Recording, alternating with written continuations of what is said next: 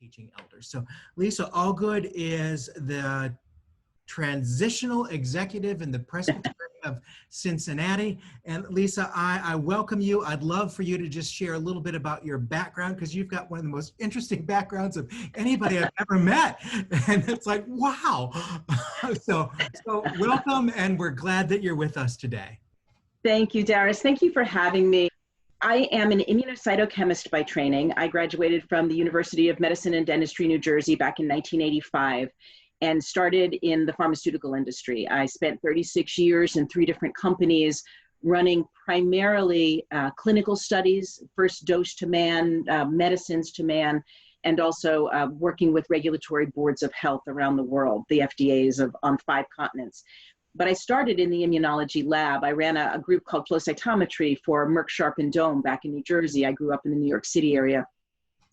And some of the first work I did were on 2 different viruses. One is rhinovirus, the virus that causes a cold. There are various types of those, but also one back then that was called HTLV4, which eventually became known as HIV. So that's my sort of virology background.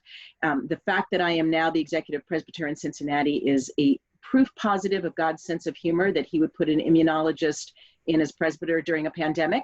And I was only supposed to be here 3 months. I was only supposed to be here to keep the lights on while a search was done for, I will say, a real presbyter. And 18 months later, I'm still here. So we'll just see where God is going to take this. And I'm perfectly willing to go along for the ride. But Darius had asked me to talk a little bit with you about coronavirus. He sent some questions in advance, and I've done a little bit of background work on what South Florida looks like today. So I'm going to take you through a very quick, and I apologize for the rapidity of the information. It is overwhelming, but there are other videos, and I know this one is being recorded, so you can go back and listen. And I'm also happy to take questions if you want to email later. I'm perfectly happy to give whatever resources I can. So coronavirus is not unusual. There are actually 7 different types of coronavirus. 4 of them cause common cold, just like the rhinovirus does. And they're pretty benign. We've had 2 other pandemics with coronavirus types. One was SARS that came out of Singapore. The other was MERS that came out of the Middle East. Both of those were more deadly than the current coronavirus that we've got, but far less infectious. And so those pandemics, if you will, sort of petered out much faster than this one will. This one is a nasty little virus. And I will just say that up front. This is not a virus you want to mess with. And as I go through some of the symptoms and some of the fatality rates and the sequelae, you'll understand why. This coronavirus is about 3 times more infectious than any other respiratory virus. It is airborne. There are some surface transmissions, and we'll talk about that a little bit, but really this is a virus that is breathed in.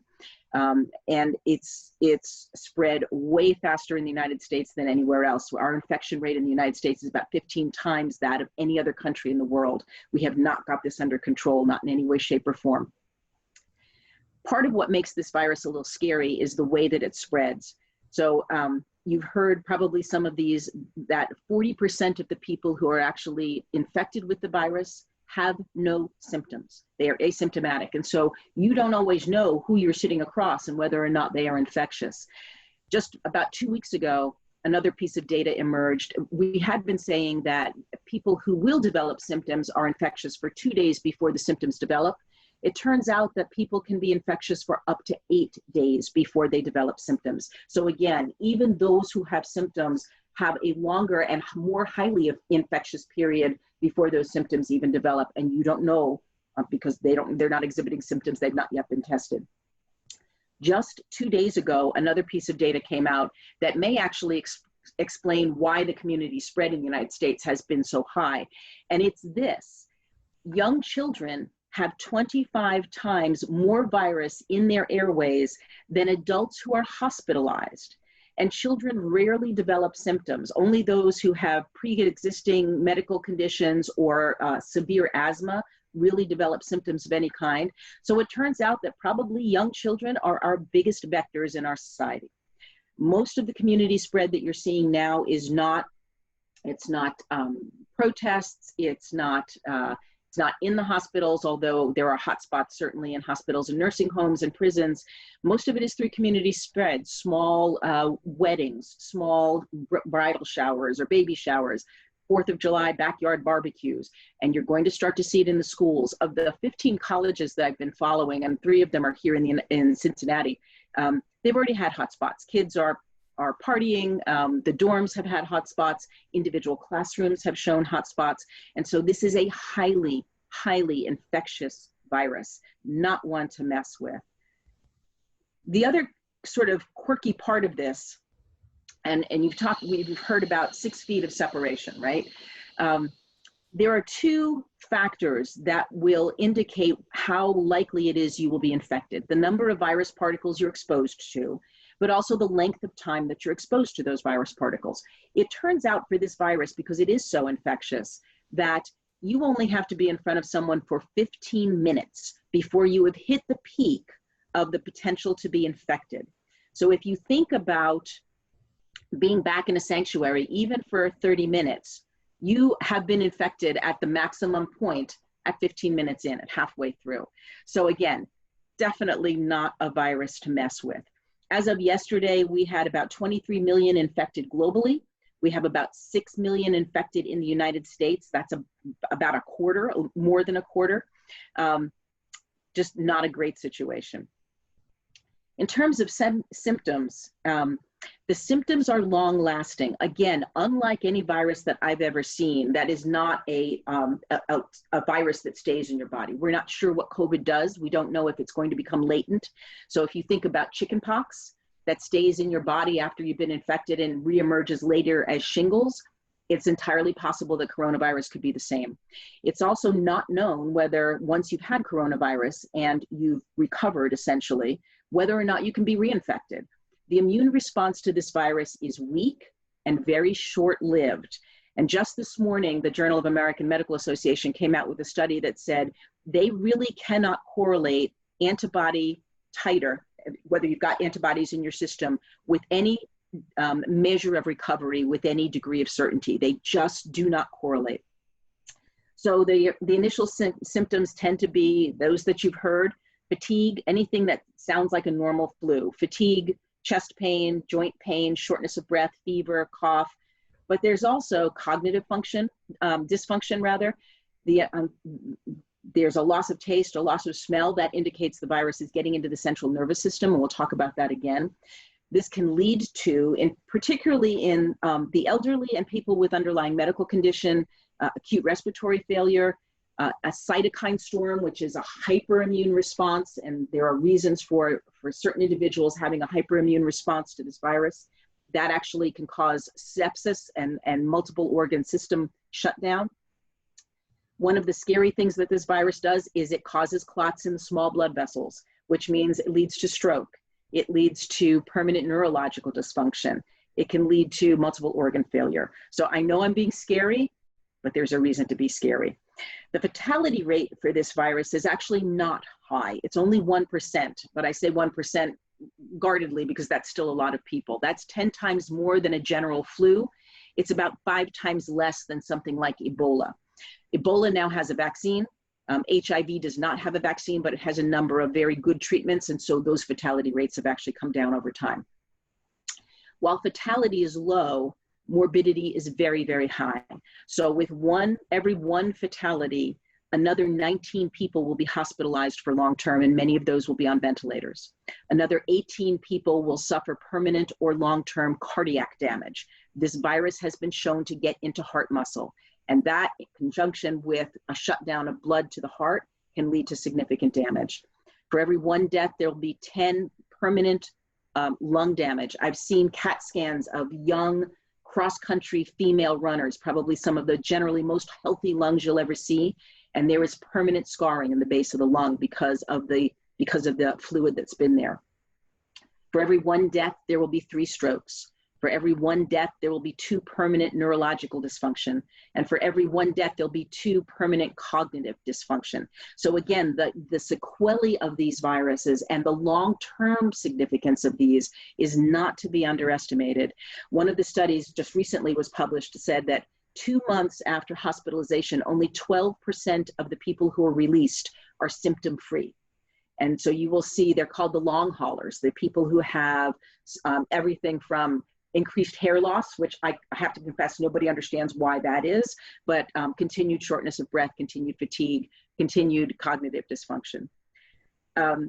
We're seeing hotspots come up again around the world. So it's not just the United States right now. France, Spain, Italy, Germany, the UK, New Zealand, who thought they'd eradicated the virus, Israel, South Korea, Poland are all experiencing spikes again. So this virus is not going away globally either. Treatment is actually proving to be quite difficult. So all of the original tests that were done with products that are used to treat flu failed. They do not work in the coronavirus. The only two things that have been shown to work, and just yesterday another study came out that questioned the first one, is something called remdesivir, which is an antiviral, and then dexamethasone. When this infection starts, the trick of treatment is to try to reduce the number of replications of the virus in the body. And so an antiviral like remdesivir will help that. It actually helps prevent the virus from attaching into a cell so that it gets into the cell and can replicate. And there were early studies that said it was actually reducing hospital stays by 4 days or so. That's actually pretty significant for this disease.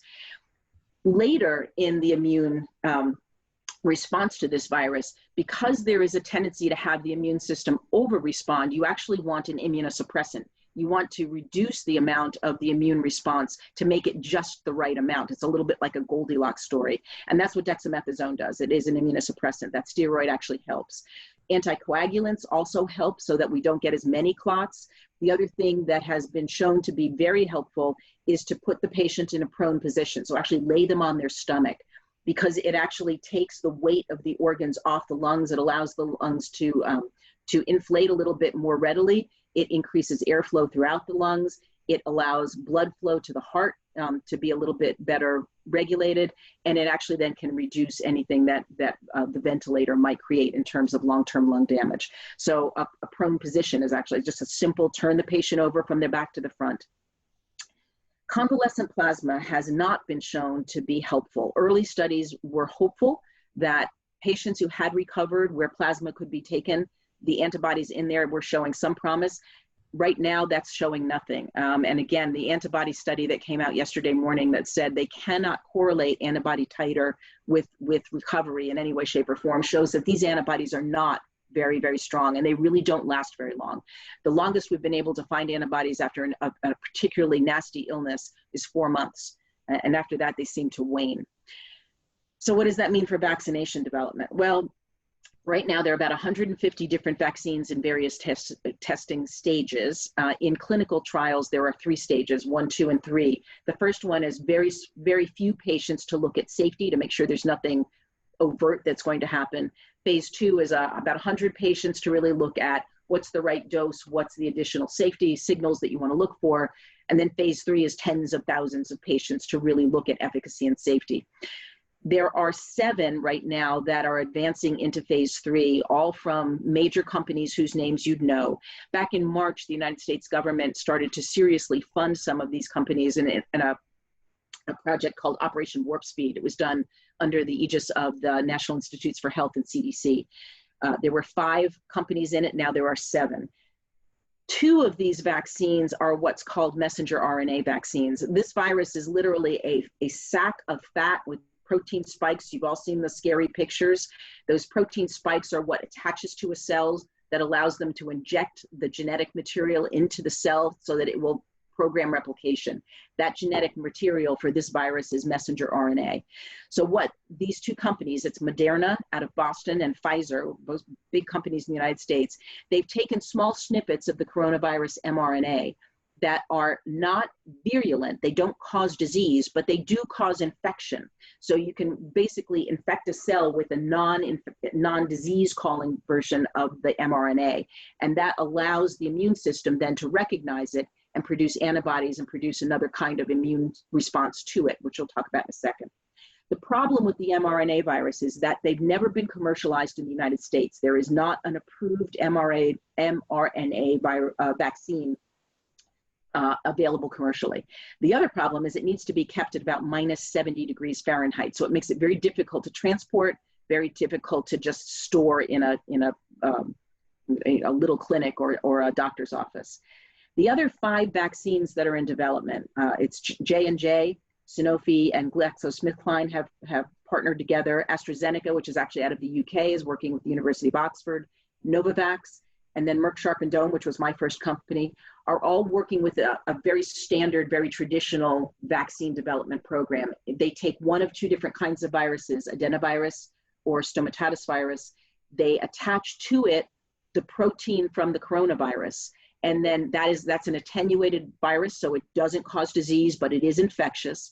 And that then allows the immune system to be primed against the protein on the coronavirus rather than the genetic material. That's a very standard way to make a virus. Standard way to make a vaccine. Every vaccine you've ever had is that kind of vaccine. Mumps, measles, rubella, the flu virus, anything like that, shingles virus, the HPV virus, or all that kind of technology. They are all also just about to enter or are in phase 3. The interesting issue is that the timing to get a vaccine to approval is honestly at this point going to depend on the number of volunteers to get into these clinical trials, because these do tend to take 30,000 people per. It's entirely likely we will have a vaccine or 1 or 2 vaccines in the first quarter of 2021. It's not likely that most of us on this call will get vaccinated until the second or third quarter of 2021, just because they have to make so much. And it's likely that the first responders, the medical personnel, hotspots, nursing homes will be the first to get the vaccine. That said, we're probably going to have several to choose from. It's also not known, because of the poor immunity naturally that we're beginning to see, at least in terms of antibody production. It's entirely possible that this is going to be a vaccine that requires boosters, so it won't just be a single shot. It's also likely at some point that it might be an annual vaccine. It might be one you get along with your annual flu shot. That said, please get your flu shot this year. You do not want to have to overwhelm the medical system with a lot of flu cases because you didn't want to get vaccinated. And anything at this point you can do to prime your immune system is a good thing. So I'm going to shake my finger at you. Make sure you all get your flu shots. That's pretty much the download at this point. I have looked at the South Florida counties, and I'll give you a website that you can look at. And what I've been telling the churches here is pick one website, and I'll give you a couple of examples, but this is the one I really recommend. And just use the data from one website. If you try to compare data across websites, you're going to end up confusing yourself, because they all report at different times. They're reporting from slightly different sources, and it's really hard to get them to match up. The one that I've been using is one called COVID Act Now. It's covidactnow.org. It actually, when you pull it up, it'll pull up a map of the country. You can click on your state, and then it will allow you to go county by county. What it does is it actually gives you a color coding, green, yellow, orange, red, on 5 different criteria, everything from the infectivity rate to the number of new cases, to the number of hospitalizations, to county by county ICU utilization. So how many ICU beds are there and how many are actually occupied, and then death rate. That's a great way to use 5 different objective medical and medical utilization measures to actually benchmark where you are. In Ohio, the state of Ohio has a similar system just for the state of Ohio. They actually do it across 7 measures. Of course, their colors are different, so I can't match them up. But I also have Kentucky and Indiana churches, and so we actually use COVID Act Now for those. But pick one and stick to it. So don't try and jump around a little bit. As I've looked at COVID Act Now for Florida, you have a significant number of new cases still on a day-to-day basis. That makes many of your counties in the red zone, or at least the orange zone. The infectivity number is going down. That means the virus is still spreading, but it's spreading more slowly. That's a good thing. And that's likely due to masking. Masks make a huge difference. And Darius, if you want, I'll send you a video that actually shows the value of a mask. Please, please, please wear your masks. Please do send that to us. And that first site you talked about, Lisa, that Yes. is on our website under Perfect. the Ministry Resources tab. Good. Yeah. And it's a good one to use. It's actually, it tracks very well with CDC, which is the other website I use. You can also use the CDC website. That will also give you county by county information. But COVID Act Now sort of puts it all into a nice package for you. The thing that I worry about actually in South Florida is your ICU bed utilization is very, very high. So that means if you get a spike, you're going to have a hard time really dealing with those who are seriously ill. And so again, mask, physically distance, all the things you've been heard, wash your hands, and we'll talk a little bit about what that means from a sanctuary standpoint in a second. This virus is not going to go away. This virus is one that we will likely be living with for a very, very long time. Vaccination is going to take care of part of it. I've had a lot of questions on herd immunity. Herd immunity is defined as 70% of the population has some degree of immunity, either on a short-term or a long-term basis. It's unlikely we're going to get to herd immunity on this in any time. Most of the vaccines that are under development are predicted to be effective in about 50% of the population at the first go. If we get multiple types of vaccinations, we might get there better. But if you look at what Sweden did, they actually, when this hit Europe, they tried to get to herd immunity by not masking, not putting out physical distancing guidelines, not allowing large gatherings, and they had the highest per capita death rate in all of Europe. So even their own medical system is saying that failed, and we're not going to be able to do that in the US. Going out and getting yourself infected may mean that you have long-term symptoms, but it also may mean that you're not completely protected. It's not like the immune response that you get is going to be very protective. That said, there is a different type of immunity that we haven't done a very good job of measuring. We tend to think only about antibody titer. And that's the cellular type of immune system that you have. There are two types of something called a T cell. It comes out of the thymus, that's why. And so the T cell response with both the vaccines and with the native viral infection has actually been fairly strong. That T cell response is actually what recognizes the virus when it comes back into the body and then primes the rest of the immune system to respond. So that's the other factor of immunity that we're actually now beginning to study, and that actually looks like it's a little bit more durable. The other part, though, that's a little scary, and I forgot to talk about this when I was talking about all of the other organ systems that are affected. We've now found in the last couple of weeks that it affects both the pancreas, which means it can cause diabetes, even in people who didn't really have a predefining diabetic potential. It's also now shown to get into the thyroid, which means it can affect your metabolism and your growth if you're a young person, and your body temperature regulation. So it just gets in everywhere. It's really scary.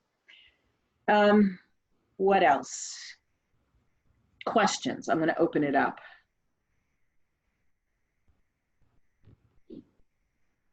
I know I'm a harbinger of joy in the morning after you've had such a beautiful worship.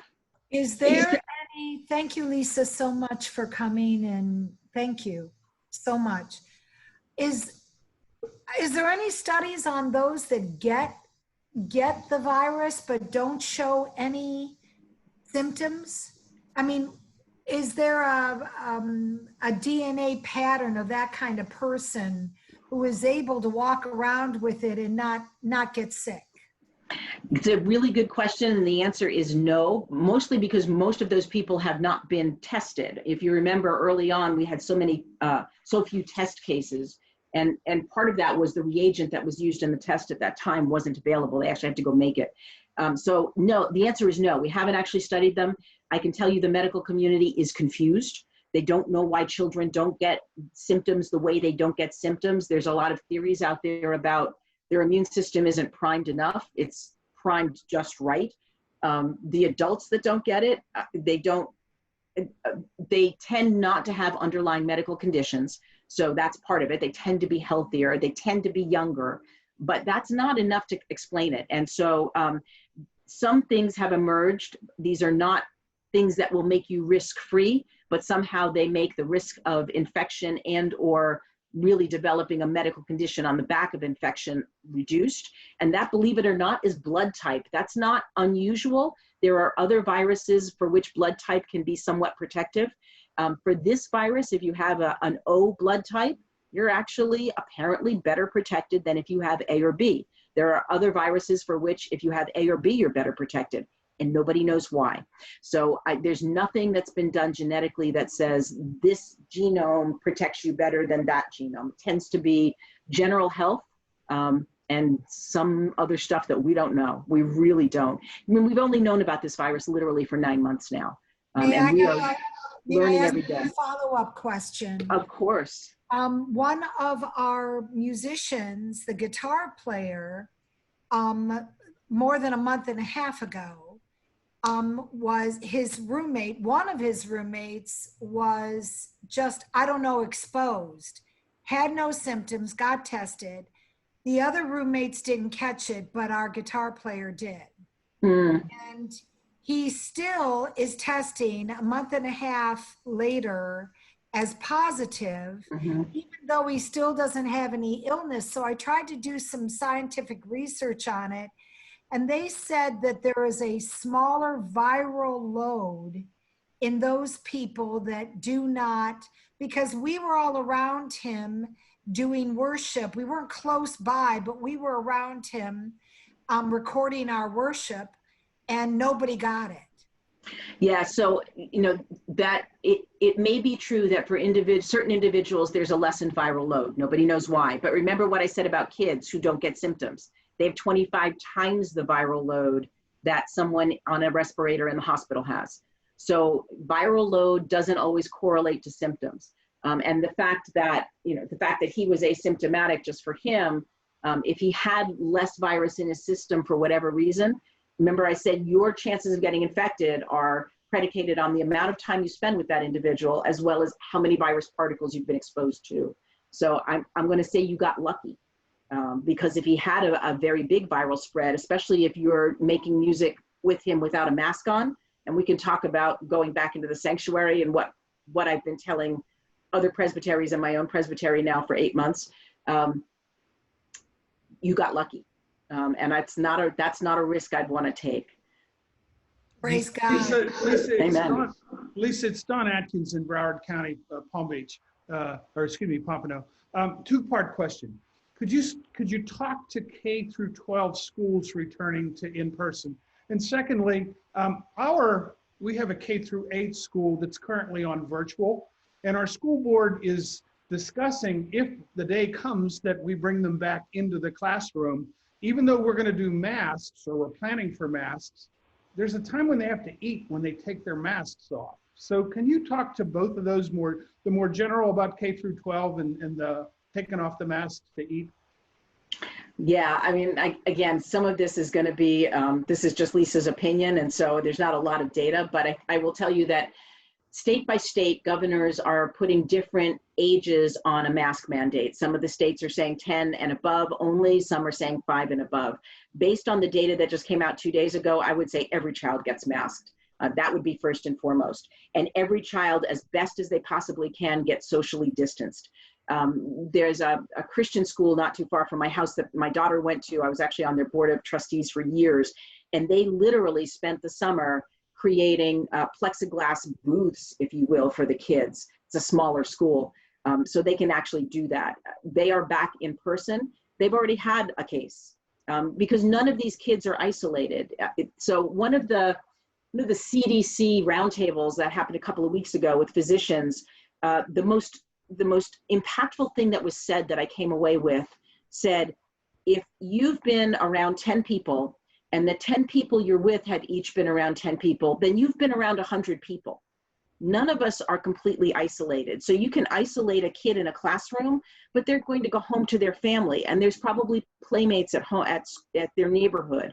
And so you really can't control in any reasonable way what the infections are going to be like. And if you bring people together, and so this transmits also to churches, you raise the chances for infection as soon as you put them in an enclosed space.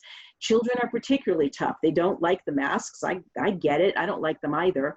But you could put them out on a playground, and chances are pretty good those masks are going to come off. And chances are pretty good they're not going to know what 6 feet looks like.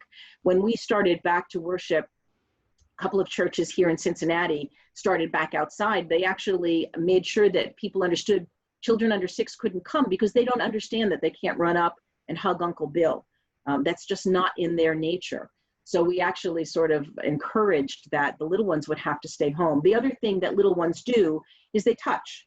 There are toys, there are books, there are manipulatives. That's how they learn.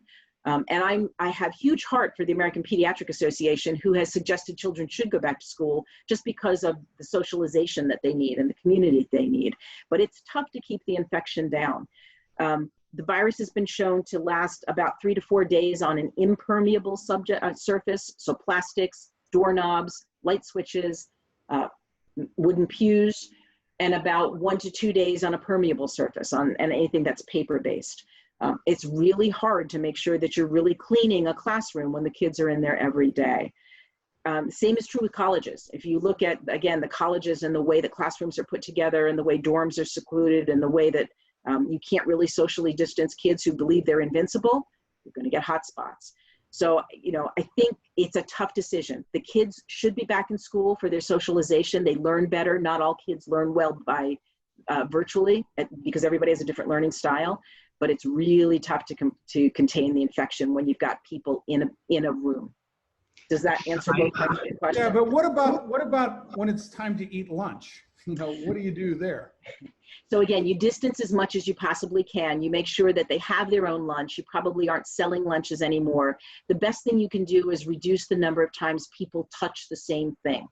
So you don't want kids with trays taking food off of a counter. You probably brown bag it, bring their own lunch, keep them secluded. They can't sit with their classmates. They can't sit with their friends.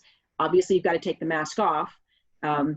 So even in a restaurant, I don't know what South Florida is doing, but here, all of the restaurants are socially distancing by at least 6 to 12 feet, and you're allowed to take your mask off only when you're seated. Once you get up to go anywhere or leave the building or go to the restroom, you must have the mask back on. And it would be the same in a lunchroom. So, Lisa, I see that Barbara Overton has her hand raised, so I'd like to recognize Barbara.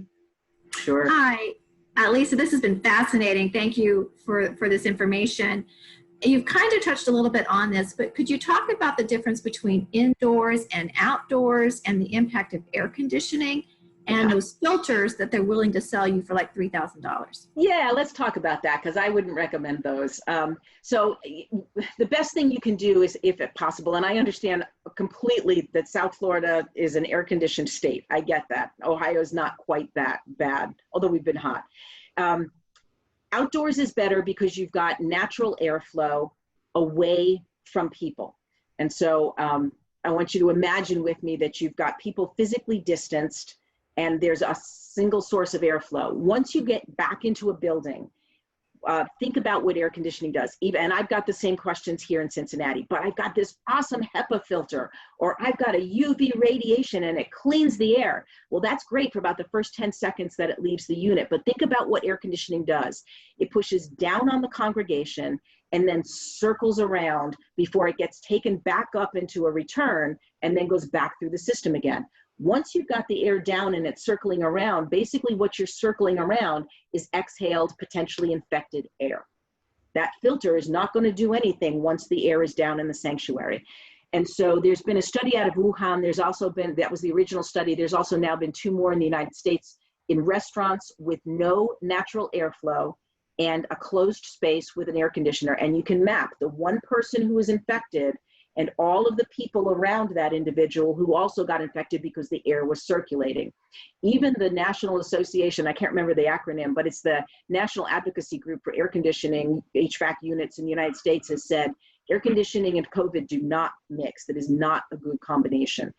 And so what we've been telling people here, I have very few congregations that are back in the sanctuary. Most of them are outside. I have my churches that go all the way to the edge of Appalachia, so very tiny, very rural churches. I've got big urban churches, I've got big suburban churches, and I have little churches in Kentucky and Indiana as well. A lot of those are outside, as long as they can be. They're still socially distanced, they're still masked. The ones that have gone back inside are small, can socially distance, and can mask. And what we've told them is, if you need air conditioning, air condition the sanctuary for the couple of days before anybody goes in, and then turn it off for the 45 minutes that you're in there, because everybody's services are abbreviated now. So that at least the air is cool, but it's not circulating. You're not pushing it around people. And then as soon as they leave the sanctuary, put it back on, and that's fine. The same with UV. So the trick about UV radiation is that there are 4 different types. There's A, B, C, and D. each virus is subject or is subject to being killed by one of those 4 types of UV. So if they're telling you, I've got a UVD light, it might or might not affect coronavirus. It might affect a different virus. The other thing, and again, it's that same dynamic. It's great for the time that it leaves that unit, but as soon as it goes down over people, it's not doing anything anymore. The other thing to remember is, and again, you're not going to be necessarily sitting under it, but UV radiation is what causes skin cancer. And so you've got to be a little careful of that too. You don't want to be irradiating your congregants. So it's, you know, it's a little bit disingenuous at this point, I think, to say that a filter will clear the air. If you're working in a small enclosed manufacturing space that requires sterility, that's different. That's not your sanctuary. The other question I get is, I'm going to preempt another question, is about singing. You know, everybody loves our Presbyterian hymns. Believe me, I'm a prenatal Presbyterian. I know them all by heart. However, singing is like a 4-minute sustained cough. And a cough travels at 40 miles, 50 miles an hour. A singing person, and again, Darius, I'll send you another video on this because there's some backlit studies that Yale did that shows how far particles go in a trained singer, or even somebody who's just belting out a hymn. And it's basically 18 to 24 feet. So 6 feet of separation is not enough to keep you from being infected if the person around you is singing without a mask. I can tell you singing with a mask is not easy, because every time you take that big breath, you're basically breathing in your mask. It's better than nothing. I've got churches here who are actually humming, which is better yet. Not perfect, but humming. And they're actually having a blast with it. They're having a lot of fun. So I've told churches here that singing is not a good idea. I've got one church that is singing, but they're masked. And the rest of them have stopped. They have, and even the church that's singing is only singing 1 or 2 verses of the hymn, so they're keeping that at bay. We also here in Cincinnati are blessed to have the Cincinnati Conservatory of Music. So many of my churches have young opera students who come and sing for them. And what we've told them now is only 1 or 2, so not a choir. That's been proven over and over again to be a hot spot. Those young singers are masked for the entire service until they get up to sing. And when they get up to sing, they're 24 feet apart. We're all Presbyterians. Nobody sits in the front row. So we're usually 24 feet apart from the congregation as well. And they actually face slightly away from each other. And they sing a duet, and then they mask and they go back to their seat. And so we try everything we can to keep that any exhaled air from circulating in any way, shape, or form. I have some pastors who have a plexiglass screen now in front of their pulpit. That's great. Plexiglass screen actually protects you from mucus particles, but it doesn't protect you from circulating air because you're still breathing the air in. The same with a face shield. It's great to protect you from getting a mucus droplet in your eye and being infected that way, but you're still breathing the air underneath it. So if you look at the medical personnel in a hospital, they're wearing both. They're wearing both a face mask and the shield. And so the shield is not a substitute for a mask. And you can preach with a mask. I've proven that.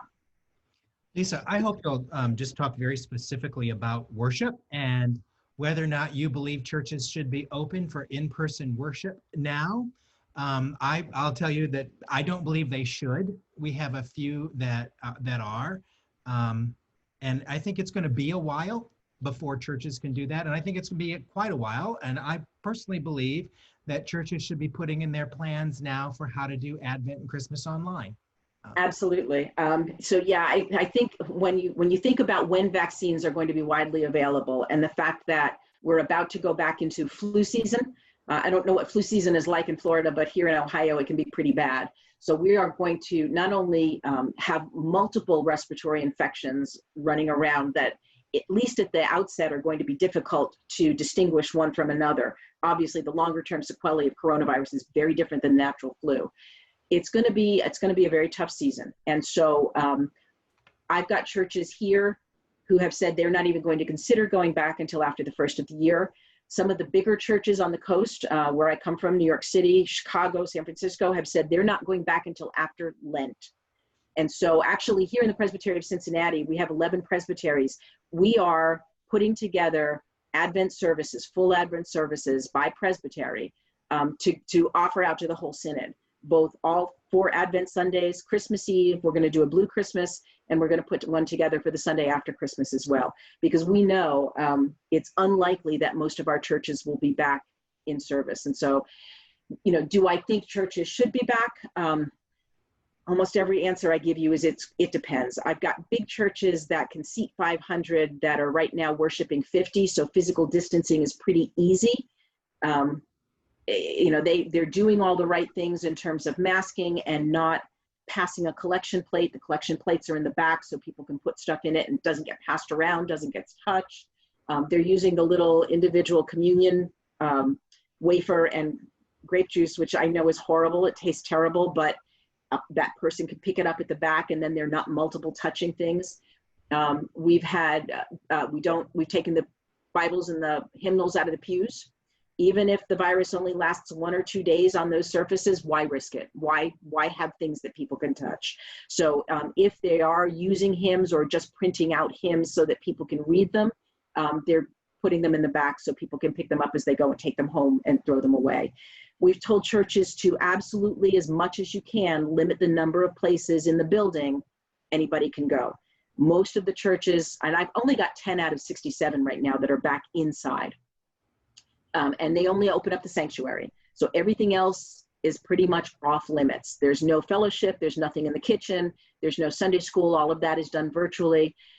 If a church needs to use the bathrooms, actually what the one church who's doing that is done is they've marked off 6 feet in the hallway that leads to the bathrooms, and they allow one person in at a time. They actually have alcohol wipes in there because they had a medical supply contact.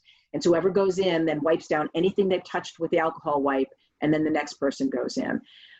If you've got groups that are meeting in your building and you feel like it's important for you to get them back, Alcoholics Anonymous or Boy Scouts or whatever it is, try to restrict them as well to a single room so that you don't have multiple rooms that you've got to worry about over time.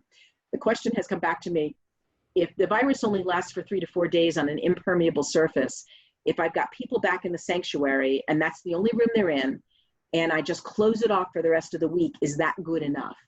And the answer is probably yes, but there are probably still surfaces you'd want to clean, doorknobs and anything that gets touched multiple times by multiple people. As much as you possibly can, if you've got sanctuaries where the window's open, or you can create a cross ventilation with a door open or something like that, you should be doing that. I actually had a conversation yesterday with Peaks and Plains out in Denver. And so they're actually considering how they can do that in the winter. And basically they said, everybody's got North Face, we'll bundle up and we'll keep the windows open and we'll heat in advance. But we, at some point you can't worship outside there. So everybody's doing something slightly different to keep it going. I think if you're anything like the churches that are here, the joyous part of this is that they're worshiping and witnessing to more people than would normally ever cross their threshold when they're doing it virtually. Or those who are doing it outside in their parking lots, they're witnessing to their neighbors. How cool is that? Most of the churches are flat to up in giving. I don't know if that's sustainable, but that's where they are now. And I think almost every church that is able to do some kind of virtual worship is learning that, you know what? That's witnessing too, and that's actually producing fruit in ways they never imagined. So most of the churches that are being able to do this are going to continue it, even when they're able to go back.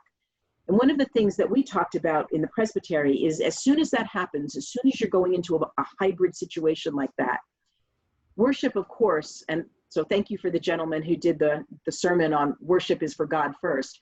Worship is for God first.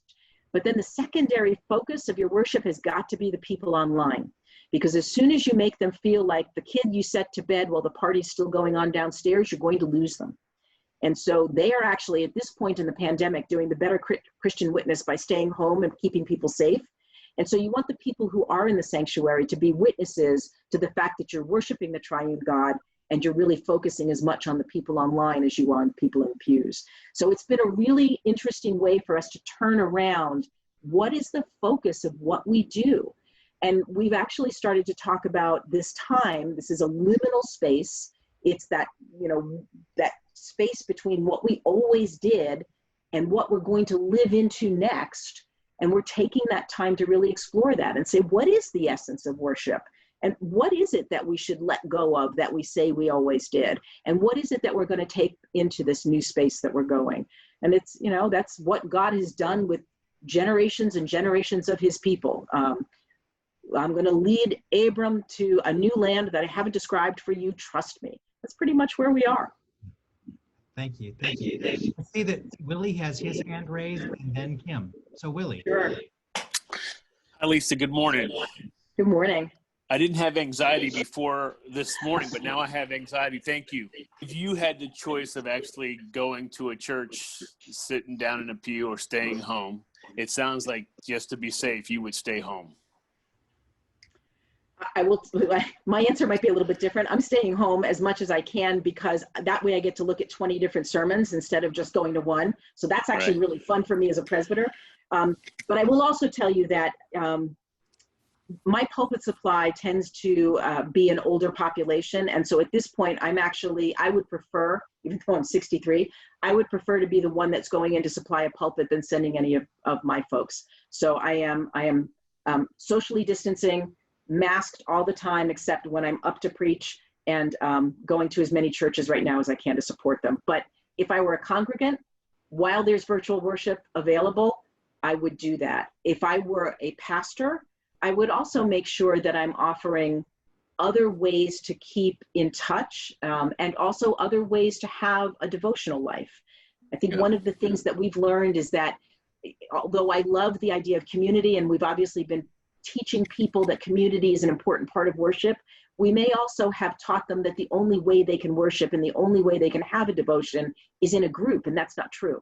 And so I think we've got to figure out what that balance looks like. Yep. And the other thing I would tell you, Lisa, is we have a school, and then we have groups chomping at the bit to come back, and we're not really, after listening to you, what I'm going to suggest to our elders is not to have any outside groups at this point, because I don't think it's worth it. Obviously, finances, our school and the church finances are not, they weren't really, believe it or not, it's gonna be a surprise to you. I don't know how it works up there, but we didn't have extra money before this hit. Yeah. So we don't have extra money now. And I tell my people, we're one little speck of virus from closing everything down. And if that happens, then, I mean, obviously the kids don't have a place to go. The teachers don't have jobs. And then the church is in deep trouble. So our thing is to be cautious. And listening to you today, I'm taking this seriously, but this is very, very serious thing that I think as a church, it's better. And believe, I'm an extrovert, Lisa. So this virus was made to just kill extroverts. It's doing a good job. Yes, it is. And so, but listening to you today, I'm more inclined not to meet, not to have groups, not to be careful, to have stuff in the parking lot and things like that. And here in Florida, you got to have air conditioning, but it is what it is. Thank you very much for your presentation today. You're welcome. I will also send Darius. So Darius, you're going to get lots of love notes from me today. Right. A lot of our churches have put together a decision tree on when to go back, how to go back, how do you do that? And they're doing it on the back of either COVID Act Now or the Ohio system, one of the two. So it's color coded. And I've told sessions that here, at least, this is not a one and done decision. You're never going, over the next 8 to 9 months, you're not going to decide one time to go back and that's it. Chances are, if there's a spike, especially as the fall hits, you're going to have to close again. And so make sure that you have a really good communication plan, that you know how to get a hold of everybody, and you know what the decision is that you're going to make. And if you can, base it on those outside objective scientific medical things, as opposed to you've got somebody pounding on the table saying they have to go back. I mean, that said, and I don't mean to reverse what you just experienced, is that there are ways to do it. I mean, I think, again, if you have the space and you can distance and you can mask and you've got a session who's willing to police all of that, and you can clean and you don't sing and you have a 20-minute service and that's enough, there are ways to do it. So I wish you well. I know that's hard. And I'm an extrovert too, so I understand that as well. And I think Kim has her hand raised, and then Linda.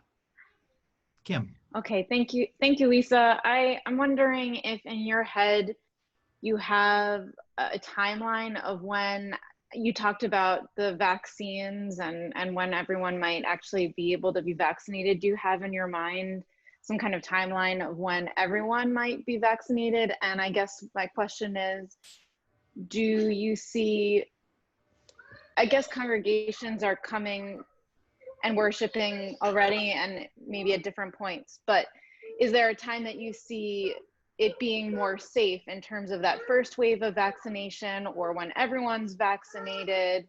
I'd love a little bit of your thoughts on that. Yeah, I think it's a good question, and I don't really have a good timeline, but I can tell you that every single one of those 7 big companies that I mentioned who are now in the process of testing their vaccine are also taking the financial risk of making the vaccine in advance. And so Pfizer and AstraZeneca and Novavax already have hundreds of millions of vaccines available. They're just not approved yet. And that's a huge risk for these pharmaceutical companies. I can also tell you that one of the other joys of this, honestly, when you're looking for joy as a scientist, I guess, is that this has really become open source data. And that's not something that the scientific community and the pharmaceutical industry generally does. That data tends to stay fairly close to the vest until they're ready to publish it. But that's not the case here. So, if this continues and if there are multiple vaccines that are eventually cleared,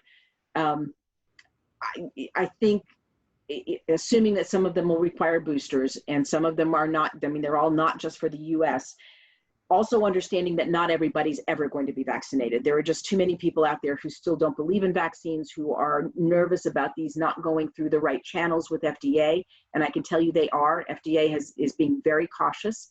I would be looking at June, July next year. That's sort of my very high level predictive. Thank you, Lisa. Linda. Hi, Lisa. Hi. I'm ruling elder Linda McLeod from Trinity, Key West. I have been a victim of this virus, just getting over it.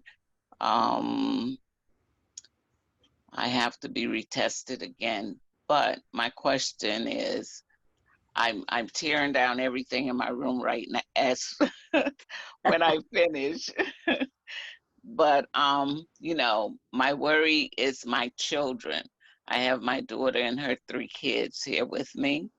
And I thank God for them being here.